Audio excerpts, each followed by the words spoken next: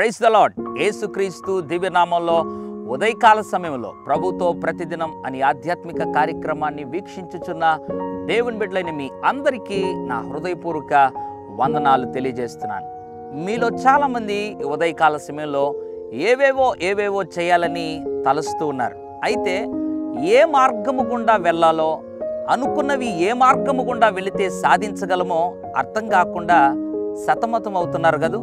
ఉదయకాల సమయంలో దేవుడు నిన్ను బలపరచాలని దావీదు అనబడిన ఒక భక్తుడు పరిశుద్ధ గ్రంథంలో ఈ పరిస్థితి తనకు కూడా దాపరించినప్పుడు ఒక ప్రార్థన చేశాడు.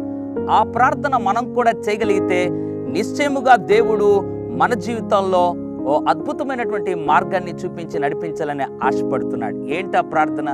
కీర్తన 5వ అధ్యాయం 8వ వచనం, నీ మార్గమును నాకు స్పష్టముగా కనుపరచుము. Praise the lord.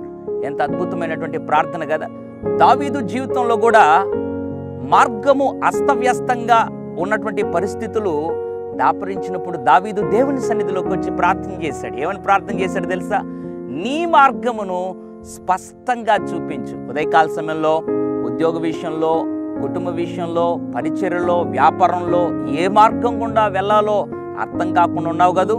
ఈ ఉదయకాల సమయంలో ఈ ప్రార్థన నువ్వు కూడా చేయగలిగితే, దేవా నీ మార్గమును స్పష్టంగా కనపరచు అని ప్రార్థన చేయగలిగితే, దేవుడు ఈ ఉదయకాల సమయంలో ఏ మార్గము కొరకైతే దేవుని కార్యాల కొరకు ఎదురు చూస్తున్నావో ఆ మార్గంలో స్పష్టమైన విధానంలో నీకు చూపించి నేను నడిపించాలని ఆశపడుతున్నాడు. నీ వివాహ విషయంలో, నీ గర్భఫలం విషయంలో, అన్ని విషయాల్లో దేవుడు నీ జీవితంలో గొప్ప అద్భుతమైనటువంటి మార్గం చూపించి నిన్ను నడిపించాలని ఆశపడుతున్నాడు. ఉదయకాల సమయంలో ప్రార్థన చేయి. ఇట్లు దావీదుకు దేవుడు చూపిన మార్గంలో నిన్ను కూడా నడిపించుటకు దేవుడు సమర్థుడు. పరిశుద్ధుడా, ప్రేమగల తండ్రి, నీకు వందనాలు, స్తుతులు, స్తోత్రాలు. నీ మార్గమును నాకు స్పష్టంగా చూపించు అని ఎవరైతే ప్రార్థన చేస్తున్నారో వారి జీవితంలో ఇప్పుడే ప్రభువా ఉన్నటువంటి ప్రతి విధమైన గలిబిలిని, ప్రతి విధమైనటువంటి ఆందోళనను తొలగించి నీ మార్గం స్పష్టముగా కనపరిచి నడిపించమని యేసు నామములో ప్రార్థిస్తున్నాను తండ్రి.